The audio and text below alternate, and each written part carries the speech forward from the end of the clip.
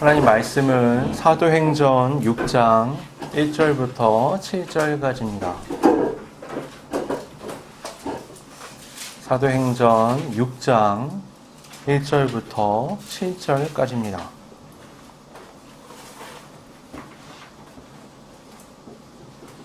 봉독하겠습니다. 그때 제자가 더 많아졌는데 헬라파 유대인들이 자기의 과부들이 매일의 구제에 빠짐으로 히브리파 사람을 원망하니 12사도가 모든 제자를 불러 이르되 우리가 하나님의 말씀을 제쳐놓고 접대를 일삼는 것이 마땅하지 아니하니 형제들아 너희 가운데서 성령과 지혜가 충만하여 칭찬받는 사람 7을 택하라.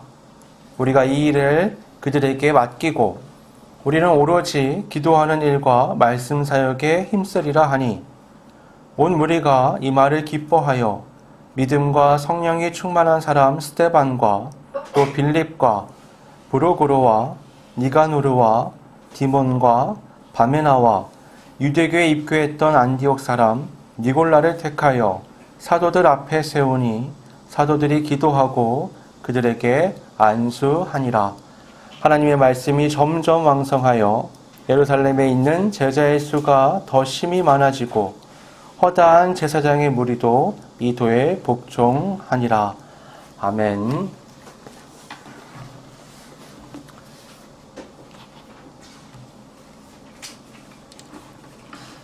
오늘 본문은 최초의 집사가 이 교회 역사 가운데 등장하는 장면을 기록하고 있습니다. 총 7명으로 구성되어 있는데요. 스데반, 빌립, 브로고로, 니가노르, 디몬, 바메나, 니골라로 구성이 되어 있습니다. 이들이 어떤 사람들이냐라는 걸 간략하게나마 다뤄야 하지만 그 전에 이 7 집사를 세워야 했던 그 당시의 교회의 상황에 대해서 우리가 좀 알 필요가 있습니다. 이 초대교회는 거의 2000년 전이잖아요. 그러니까 지금이랑 좀 많이 다른 이 분위기였어요. 오늘날 교회 안에서 형제님, 자매님 뭐 이런 표현들을 잘 사용하잖아요. 근데 집에서 이렇게 만나는 친형제, 자매랑은 느낌이 많이 다르죠. 예, 교회에서는 그렇게 말을 하지만 친형제, 친자매라는 느낌으로 말하는 게 아니라 그냥 이 사람을 부를 호칭으로서 마땅한 게 없으니 대명사로 그냥 형제님, 자매님이라고 표현을 하는 겁니다. 근데 이 표현은요, 기원을 거슬러 올라가면 바로 이 시대, 이 초대교회 때로 올라갈 수 있는 표현인 거예요. 이 당시에 이 표현은요, 그냥 어떤 대명사, 호칭 이런 게 아니라 진짜로 상대를 내 형제, 내 자매라고 말하는 것이었습니다. 초대교회는요, 각자 집이 있고, 각자 삶이 있고, 각자의 경제 영역이 있으면서 각자의 물건을 가지고 살아가다가 간헐적으로 모여서 모임을 갖는 그런 교회 구성이 아니었어요. 그들은 함께 먹고, 함께 자고, 함께 물건을 나누고, 함께 생활하는 진짜 가족으로 공동체를 이루고 살아가고 있었습니다. 이런 공동체는 오늘날 봐도 좀 파격적이에요. 선교단체들 중에서 보면 이런 걸 지향하는 데들이 있거든요. 사람들 모여서 공동체 생활을 하는 거예요. 제가 아는 한 그게 잘 되는 경우를 찾기가 조금 손에 꼽습니다. 그만큼 이게 쉽지가 않은 거죠. 각자의 어떤 울타리를 깨고 새로운 공동체를 맞이해야 되기 때문에 자기가 있던 과거의 것들을 극복해 나가야지만 가능한 거예요. 오늘날 많은 이단들이 이런 식으로 운영이 되잖아요. 사람들을요, 기존의 삶에서 분리시켜요. 딱 뜯어가지고 자기네들의 울타리 안에 넣고 한 곳에 생활하게 하는 거죠. 그러면 세뇌시키고 관리하는데 아주 효율적입니다. 지키는 사람들 세워놓고 못 나가게 한 다음에 계속 주입하는 거죠. 그래서 전 재산을 팔아서 가족들하고 불화를 일으키게 한 다음에 연을 끊고 오게 하는 거예요.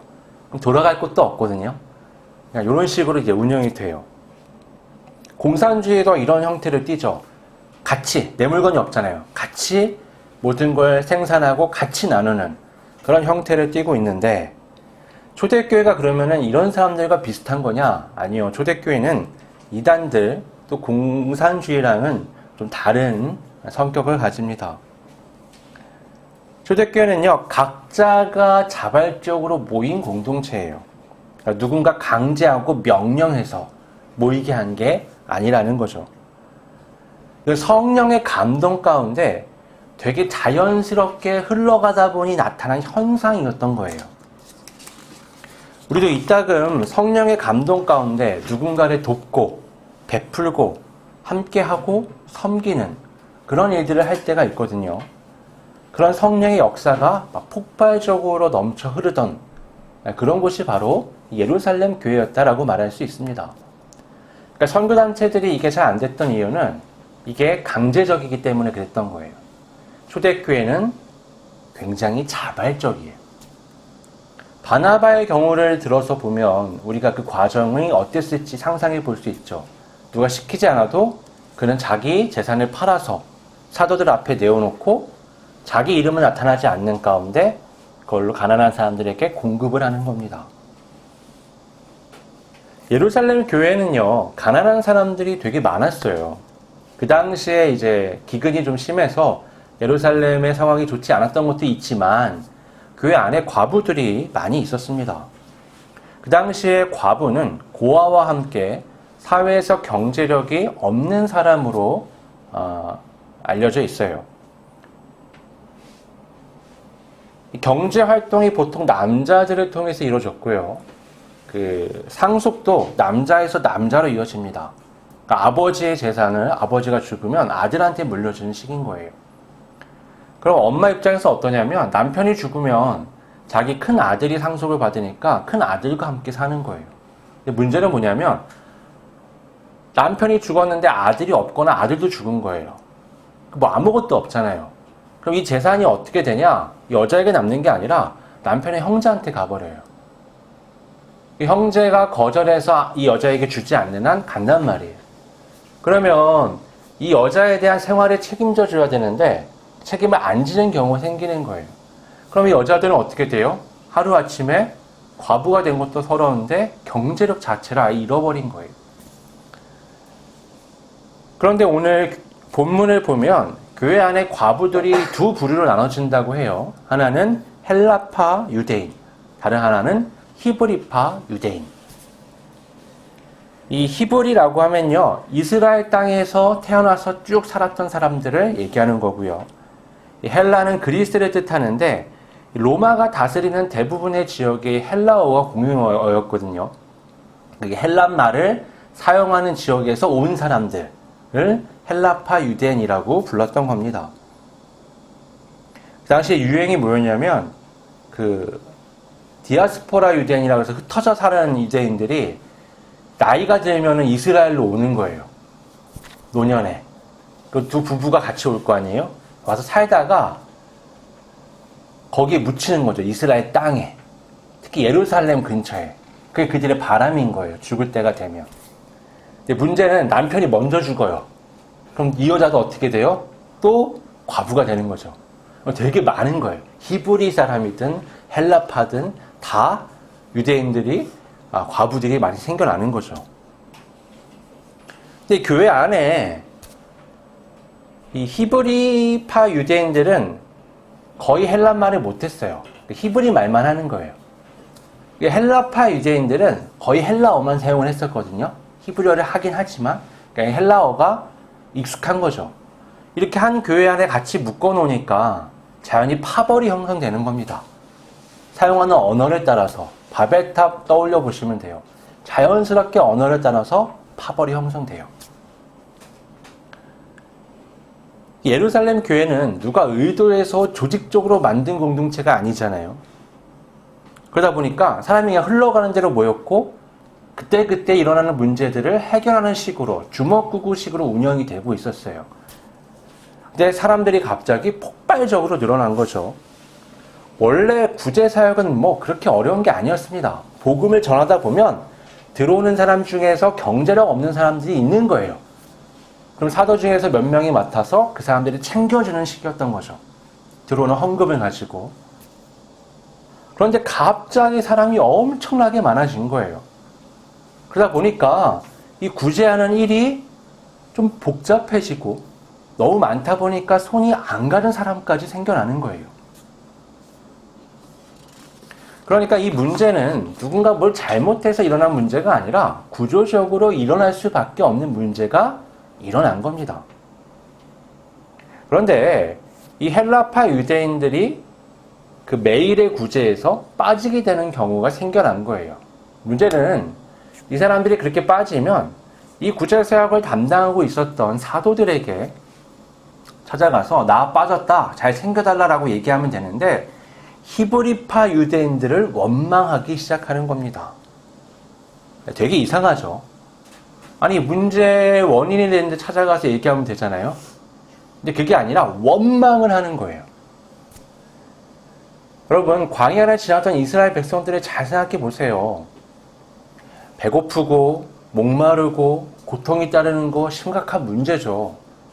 그럼 하나님께 부르짖으면 돼요. 하나님께 도와달라고 기도하면 돼요. 아니면 모세를 찾아가서 어떻게 이걸 극복할 건지 함께 의논하면 되죠. 근데 자세가 어떠냐면 일단 불평과 원망이에요. 탓을 해요. 그렇게 하면 문제는 해결되는 게 아니고 가중됩니다. 복잡해지고요. 점점 극단으로 치닫는 과정이 생겨나게 돼요. 여기도 그런 거예요. 헬라파 유대인들이 히브리파 사람들을 원망하면 히브리파 사람들은 뭐 기분이 좋나요? 아니죠. 기분이 몹시 나빠지는 거죠. 파벌이 더 강하게 형성이 되는 거고 대립이 되고 갈등이 빚어지는 겁니다.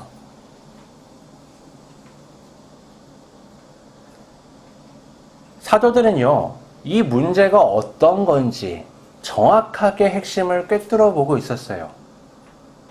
그들은 교인들, 제자들을 다 모아놓고 이렇게 말합니다. 우리가 하나님의 말씀을 제쳐놓고 접대를 일삼는 것이 마땅하지 아니하니. 아니, 지금 문제는 매일의 구제에서 헬라파 유대인들이 빠졌다는 거죠. 근데 사도들이 보는 문제는 뭐예요?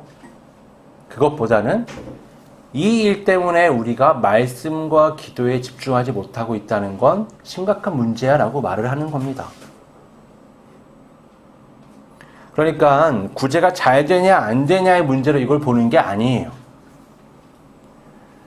그들의 초점은 복음이 전파되는 것에 있습니다. 여러분 생각을 해보세요. 복음 전파가 생명인 사도들에게 구제 사역이 아주 심각한 문제가 될 정도라면 얼마나 많은 에너지를 여기다 뺏겼겠어요. 너무 많은 에너지를 여기에 넣었던 거죠. 그러니까 주부가 바뀌어버린 거예요.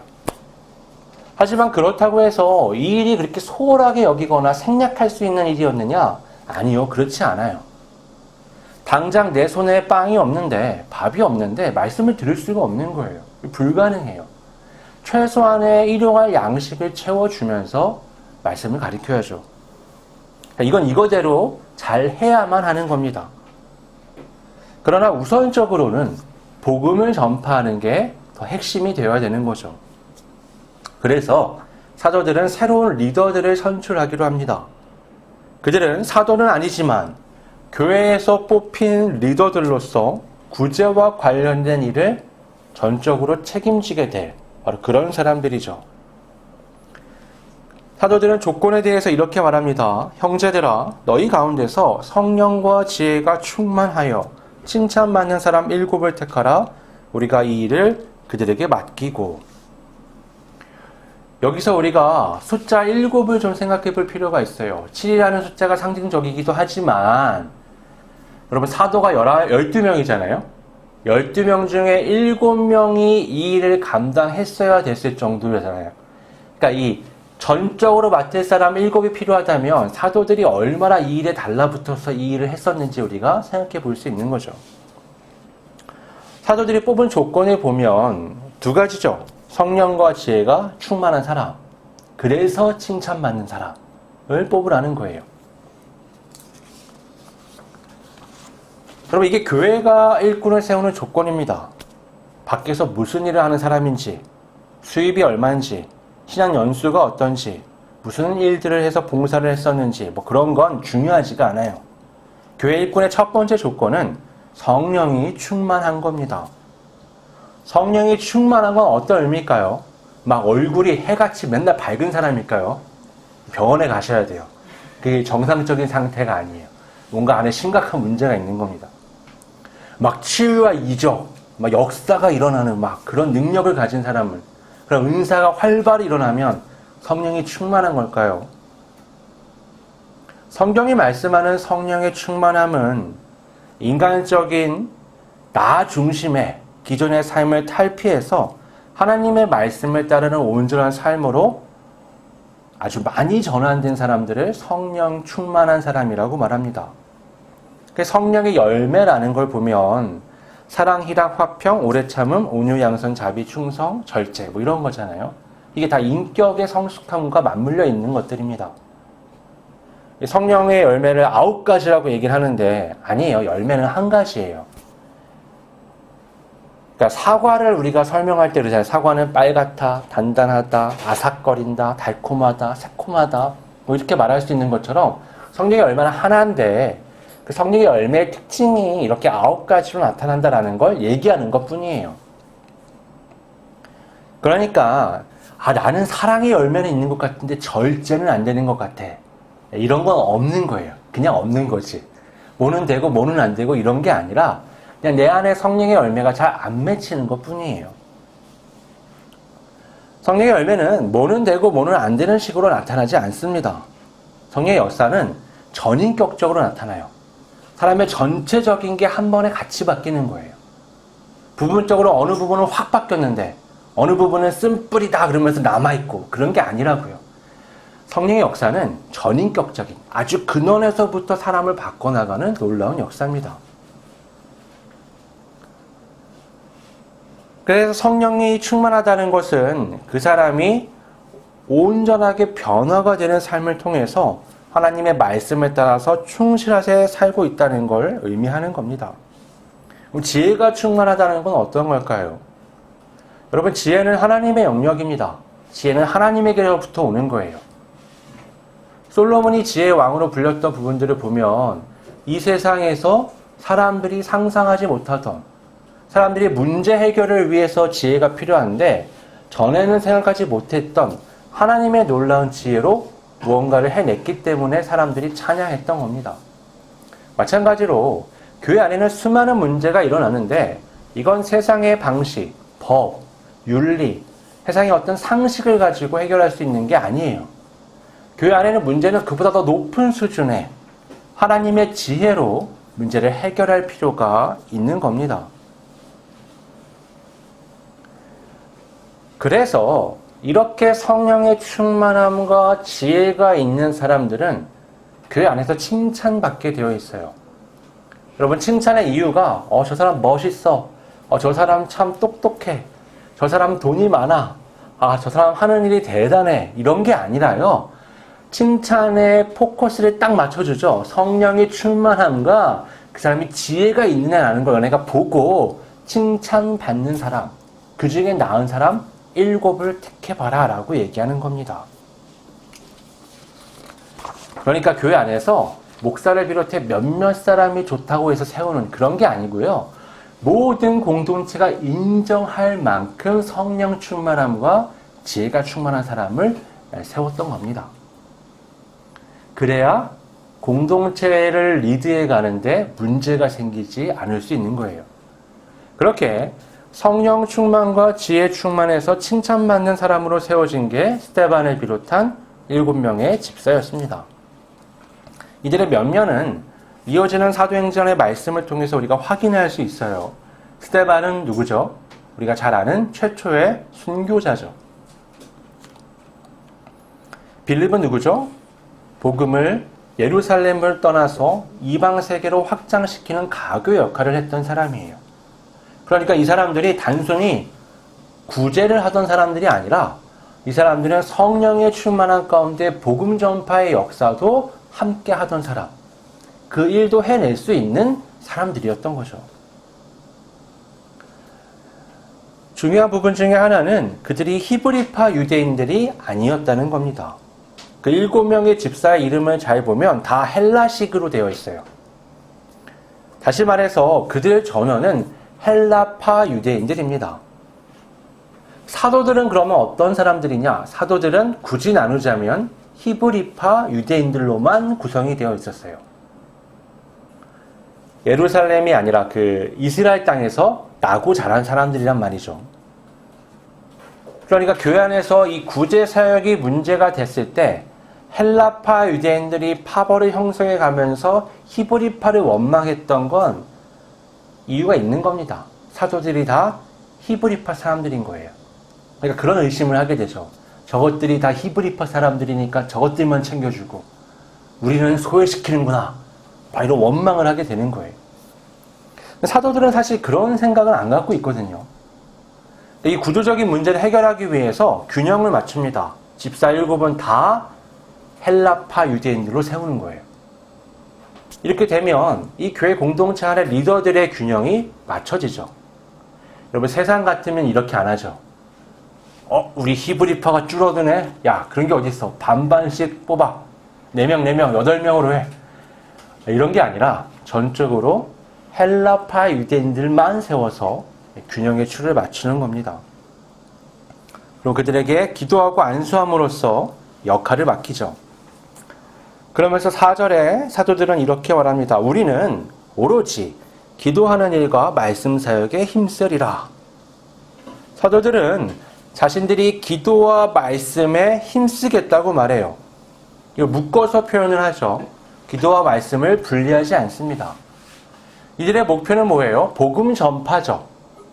복음을 전파하는 것이 그들의 삶의 목표인데 또 교회 안에서의 그들의 직분의 목표이고요. 근데 그들이 뭐라고 말하냐면 그걸 위해서 우리는 기도와 말씀에 전념하겠노라 라고 말하는 겁니다. 여러분 복음이 전파되는 건 복음을 전해보시면 아시겠지만 이게 대단한 수사학을 필요로 하는 게 아니에요. 사람을 막 가리켜서 설득시키는 게 아닙니다. 복음은 그냥 전하는 거예요. 복음을 전하기 위해서는요, 분명한 믿음과 헌신이 필요합니다. 자신의 어떠함과 또 상황의 어떠함을 넘어서서 생명보다 더 중요한 복음을 전하겠다라는 각오가 필요한 거죠. 그 과정에서 수많은 일을 겪고 험난한 과정을 통과할 수도 있는 겁니다. 그래서 그들은 기도할 수밖에 없어요. 이게 인간의 힘과 노력, 에너지로 하는 것이 아니기 때문에 하나님께 기도하면서 말씀을 선포하는 것에 있어서 전념을 하는 겁니다. 그렇게 7명의 집사를 세우고 말씀과 기도에 집중하게 된 결과가 뭐냐? 바로 7절이죠. 하나님의 말씀이 점점 왕성하여 예루살렘에 있는 제자의 수가 더 심히 많아지고 허다한 제사장의 무리도 이 도에 복종하니라. 여러분 분명히 사도들이 전념을 해서 기도와 말씀에 힘을 쓰고 있잖아요. 그리고 7명의 집사가 뽑혀서 그들의 구제 사역을 전담하고 있습니다. 이게 잘 돌아가고 있죠. 근데 성경은 뭐라고 말하느냐? 하나님의 말씀이 점점 왕성하여 라고 말해요. 이 문구에는요, 사도들도 집사들도 없어요. 그들의 역할과 사역이 다 생략이 되어버렸죠. 여러분, 이 모든 복음 전파의 역사는 그 주체가 바로 하나님이십니다. 사도도 집사도 모두 하나님의 일을 이루기 위한 사람들이죠. 그들이 중요하지 않다, 그런 말이 아닙니다. 그들의 마음가짐, 성령의 충만함, 지혜, 열정, 모든 것이 중요하죠. 하지만 이 모든 역사가 하나님의 역사이고 하나님이 계획하시고 하나님이 이끌어 가신다는 것을 반드시 기억해야 되는 겁니다.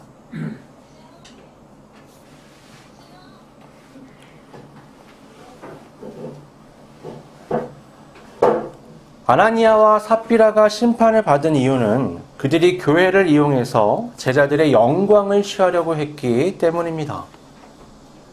사도들과 집사들이 훌륭한 이유는 그들이 자신들의 헌신을 통해서 오로지 하나님의 일을 이루었기 때문이에요. 우리가 이 부분에서 한 가지 더 생각해 볼 것은 교회의 모든 일은 하나님의 말씀이 왕성하게 이루어져 가는 것에 방향을 맞춰야 된다는 겁니다. 과부들에게 구제하는 게 하나님의 말씀이 왕성해지는 것과 무슨 상관이 있겠습니까? 그러나 상관이 있어요. 그들이 성령과 지혜로 충만해서 그 일을 온전하게 맡았기 때문에 사도들은 더 이상 그 일의 에너지를 뺏기지 않고 복음을 전하는 일에 충실할 수가 있는 겁니다. 목사님들 중에서 삶에 막 이런저런 문제가 생기고 교회에서 골치 아픈 문제들이 반복되면서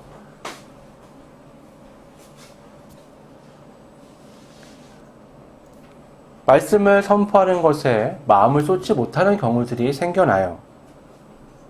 그러면 그 교회는 결코 말씀으로 서기가 어렵습니다. 이 말은요, 목사를 뭐 편하게 해주라 이런 얘기가 아니에요. 교회는 말씀뿐만 아니라 여러 가지 일들이 벌어지는, 사람들이 모여 있는 곳이잖아요. 이 교회의 모든 게 잘 돌아가기 위해서는요, 직분이 필요한 겁니다. 그리고 직분자는 성령과 지혜가 충만해야 교회 일을 잘 돌볼 수가 있어요. 그렇게 함께 조화를 이루면서 각자의 본분에 충실하면 하나님의 말씀이 왕성하여지는 겁니다. 그러니까 교회에서는 앞에서 설교하는 것만이 중요한 것이 아니라 교회 구성원 모두가 자신의 자리에서 자신이 맡은 역할들을 이루어 갈 때 복음이 충만해지는 거예요. 그런 관점을 갖지 않으면 교회 안에 이런저런 엉뚱한 문제들 때문에 심각한 일들이 벌어집니다. 우리 교회는 아직 작아요. 그러니까 해당이 안 되는 얘기예요, 여러분. 하지만 이런 것을 염두하면서 신앙생활은 하셔야 됩니다. 교회에서 체육대회를 하잖아요. 여러분, 체육대회 같은 거 하고 나면요, 이런저런 문제가 꼭 생깁니다. 어떻게 문제가 없이 일을 마칠 수 있겠어요? 아무개는 차를 못 타고 와서 지금 막 열이 나가지고 교회로 전화가 왔다. 아무개는 뭐 밥에 이 입에 안 맞아가지고 뭐 투덜거리고 있다. 누구는 천막을 왜 조금 쳐가지고 사람이 땡볕에 앉아서 지금 힘들어한다. 누구는 또 진행이 뭐 저렇게 재미가 없게 사람을 뽑아놔가지고 하나도 재미가 없다. 이건 뭐 쓸데없는 종목이 너무 많아. 재밌는 종목을 해야지. 나는 그냥 집에 갈 거다. 엄청나게 많은 일이 벌어져요. 하루 동안에. 여러분, 그건 체육대회, 올림픽이 아니잖아요. 우리가 뭐가 아주 그 시스템이 잘 갖춰지고 매끄럽게 진행되는 그런 걸 기대하면서 체육대회를 한다? 그런 거 아닙니다. 그럴 거면 전문 업체한테 맡기면 되죠. 그렇잖아요. 와가지고 웃기고 울리고 막 사람들이 들었다 놨다 하면서 재밌게 인도합니다. 종목도 막 화려한 기구들 갖다가 재밌게 막 해요. 그리고 뷔페 불러가지고 맛있게 그냥 먹으면 되고요. 그렇게 먹고 즐기려고 교회 행사를 하는 게 아니에요. 함께 섬기고 아끼고 그 모든 과정을 통과하면서 서로가 서로에게 헌신하는 과정을 배우는, 그게 바로 교회 행사의 목적이 되는 겁니다. 그런 헌신의 가치를 배우면서 교회 안에서 일반적인 상황에서 교회가 잘 돌아가게 되는 거예요. 그러면 말씀이 왕성하여지는 거죠. 교회에서 바자회 하는 거, 수련회 하는 거, 이런 행사들이 끝나면요, 꼭 힘들게 하는 말들이 확 터져 나오는 건 근본적으로 처음에 방향이 잘못 설정됐기 때문에 그런 거예요. 바자회에서 얼마나 벌겠어요, 여러분. 그냥 하루 광고하는 거예요. 우리 누구 돕게 헌금 좀 하십시오. 더 많이 나와요. 바자회 뭐하러 힘들게 해요. 바자회하라 그러면 집에서 막 안 입는 옷 버리다 이제 다음 달에 버릴 옷들을 가져와요. 여러분, 제발 그런 거 가져오지 마시고요. 여러분이 입을 만한데, 내가 지금 살이 쪄가지고 이거 아까운데 못 입고 있어. 그런 거 가져오세요. 라고 광고를 해도요, 10분의 9가 그런 옷이에요. 그런 물건들. 팔리겠어요? 아니죠. 이게 헌신과 희생, 사랑과 나눔, 이런 가치들을 처음부터 설정을 못하니까 끝나고 나면 뭐만 나와요? 우리가 얼마 벌었다. 얼마 할 수 있다. 이런 것만 부각되는 거예요. 그건 부차적인 거고요. 근본적인 건 이 나눔과 헌신, 섬김에 대한 것들을 배우는 겁니다. 그래서 교회에서 하는 모든 일은요, 이 복음의 확장에 방향성을 맞추고 있어야 돼요. 그렇지 않으면 수많은 문제들로 인해서 교회는 파벌이 형성되고 무너집니다. 교회는 사교장이 아닙니다. 교회는 특정한 지식과 성향을 가진 사람들이 에너지를 나누는 그런 공간이 아니에요.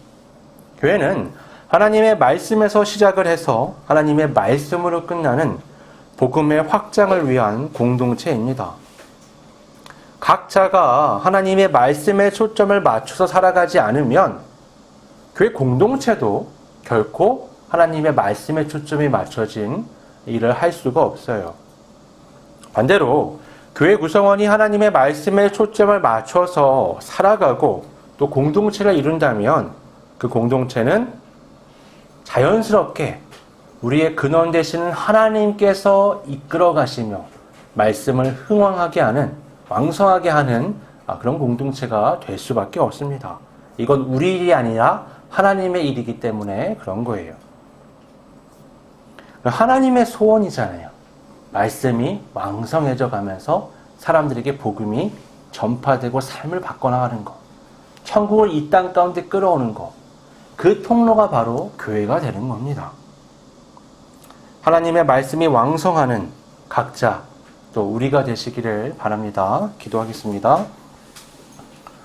아버지 하나님, 하나님의 말씀이 우리 각자의 삶에 심겨지고 자라가며 열매 맺는,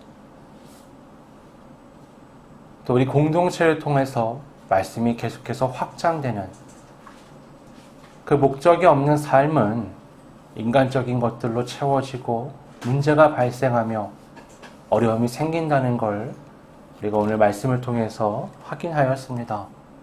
초대교회 사도들이 교회 안에 일어나는 문제의 근원을 잘 살피며 핵심을 풀어내고